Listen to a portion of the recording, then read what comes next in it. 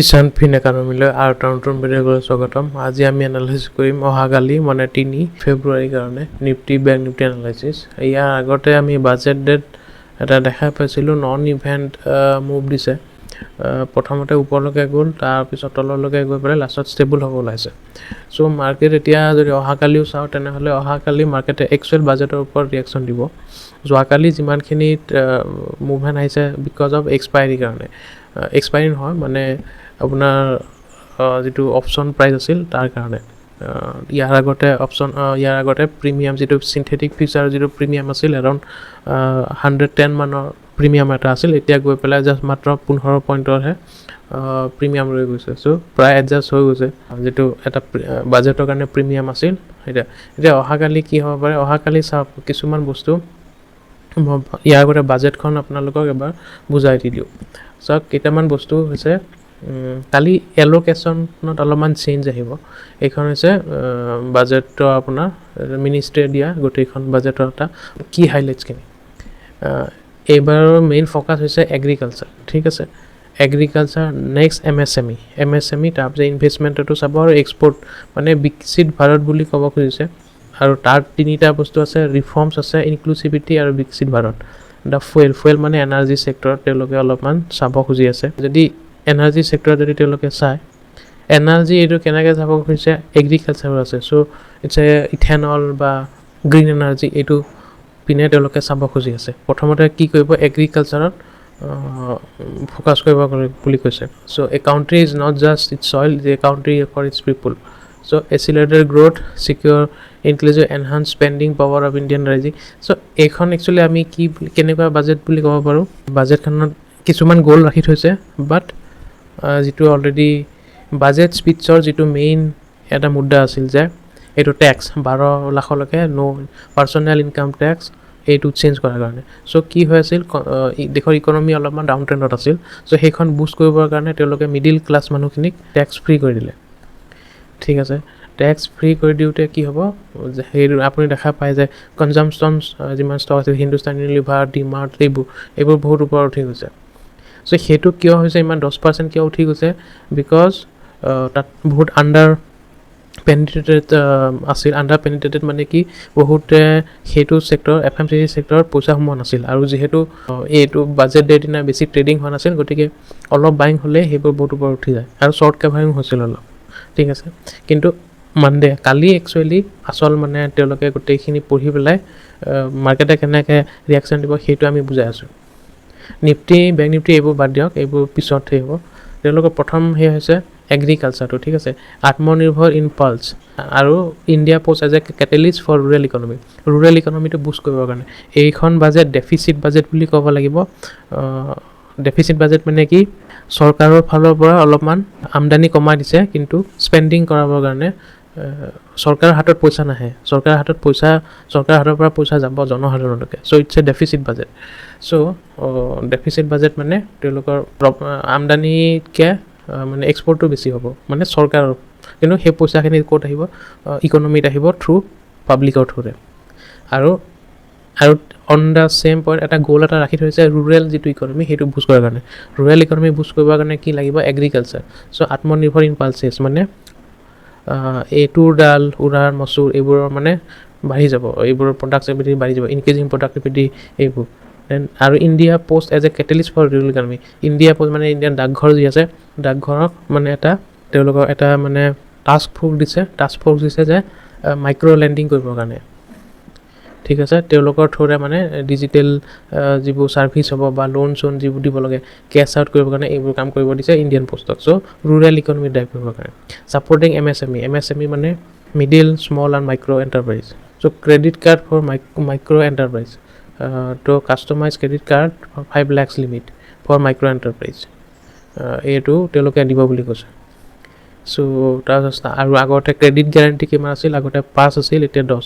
Credit guarantee মানে কি, ইমানখিনি লোন দিব পাৰে, এইটো বঢ়াই দিছে। আৰু এক্সপৰ্টাৰ MSME আপ টু 20 crore মানে যিবোৰ MSME এক্সপৰ্ট কৰে।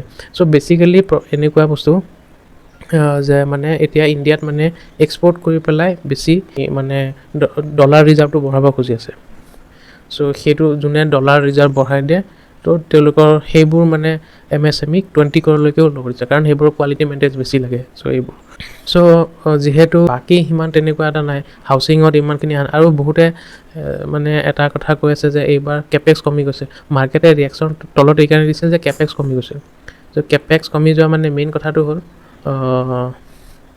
কাৰণ অলৰেডি এই কেপেক্সৰ এটা পাৰ্ট তেওঁলোকে মিডিল ক্লাছ মানুহক দি দিছে 12 লাখ টেক্স কমাই পেলাই চ' সেইটো বাকী জল জীৱন মিছন এইবোৰ জাষ্ট সৰু সুৰা এইবোৰ বেছি ডাঙৰ কোনো এটা হেৰি নহয় ইনভেষ্টিং পিপল যিবোৰ ইনভেষ্টিং পিপল মানে ভাৰত ট্ৰেড নেট এটা ষ্টাৰ্ট কৰিব চ' সেইটো সিমান এটা ডাঙৰ নহয় আৰু warehouse facility for air cargo মানে কিছুমান যেনেকৈ নৰ্থ ইষ্টতো এটা হ'ব এয়াৰ কাৰ্গো ষ্টাৰ্ট কৰিব এয়াৰ কাৰ্গো মানে ৱেয়াৰ হাউচিং কৰিব চ' যিটো আমাৰ বৰজাৰৰ যিটো পুৰণি যিটো এয়াৰপৰ্ট আছে মানে যিটো এয়াৰপৰ্ট এতিয়া চলি আছে সেইটো বন্ধ হ'ব সেইটো বন্ধ হৈ পেলাই সেইটো কাৰ্গো এয়াৰপৰ্ট কৰিব মানে কাৰ্গো যিবোৰ ফ্লাইট আছে সেইবোৰ আহিব আৰু নতুনকৈ যিটো উদ্বোধনী হ'ব সেইটোত পেচেঞ্জাৰৰ কাৰণে হ'ব চ' তেনেকুৱা বাকী ৰিফৰ্মছ ইন দ্য ফুৱেল এইটো ফুৱেল মানে FDI লিমিট এইবোৰতো আগৰ পৰা ডিমাণ্ড আছিল কোনোৱেই নাই চ' এইবোৰ এতিয়া মাৰ্কেট কেনেকৈ ৰিয়েকশ্যন কৰিব চাওক যিটো এনাৰ্জিৰ কথা কৈছে বা এগ্ৰিকালচাৰ যিটো কথা কৈছে ন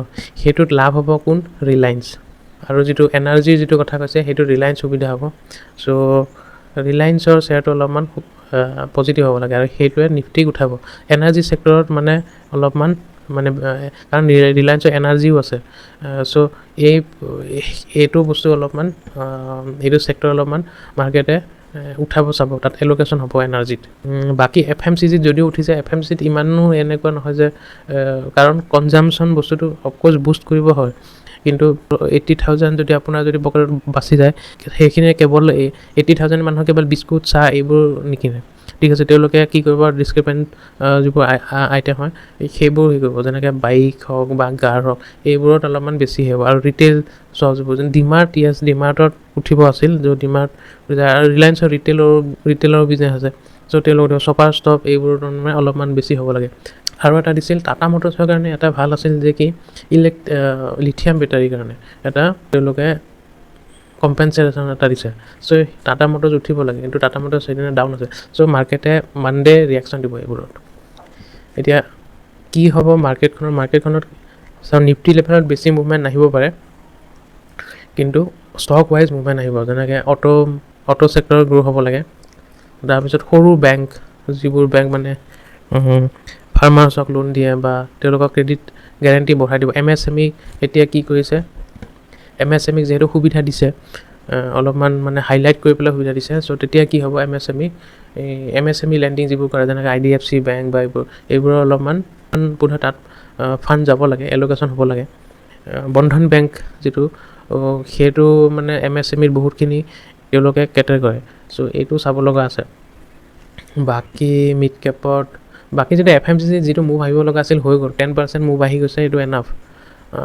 সেইটো ছাষ্টেইনেবল হয়ো নহয় নাজানো কাৰণ মেইন বস্তুটো হৈছে তেওঁলোকৰ গ্ৰ'থ এইকাৰণে অহা নাই কাৰণ মানুহে আজিকালি চুইগি জমাটো এইবোৰেদি অৰ্ডাৰ দিয়ে বিস্কুট বা এইবোৰ এনেও কনজামশ্যন কমেই চ' সেইটোত ইমান এটা বহুত ডাঙৰ ইম্পেক্ট নাহে বাকী বেংকত আহিব লাগে অলপ চলপ তাৰপিছত RBI ৰেট কাটো বোধহয় আহিব কাৰণ যিহেতু গভৰ্ণমেণ্টৰ ফালৰ পৰা অলৰেডি এটা মানে ইণ্ডিকেশ্যন পাই গৈছে যে তেওঁলোকেও মানি গৈছে যে ইকনমি শ্ল'ডাউন আছে চ' ইকনমি শ্ল'ডাউন যদি হয় তেনেহ'লে RBIও এটা মানে ষ্টেপ এটা ল'ব লিকুইডিটি আনিবৰ কাৰণে চ' বাজেটখন বেয়া বাজেট নহয় বাজেট ভালে বাট কেপেক্স নাহিল কাৰণে কি হ'ল মাৰ্কেটত যিবোৰ প্ৰাইভেট ছেক্টৰ যিবোৰ CPSC যিখন আছিল যেনেকৈ ৰেলৱে গোটেইখিনি ষ্টক তলত গৈছে ডিফেন্সতো তলত গৈছে হয় কিন্তু ডিফেন্সত আকৌ এটা কথা ডিফেন্সত কোনো কেপেক্স কমা নাই আগৰ যি কেপেক্স আছিল সেইখিনিয়ে একেই আছে কিন্তু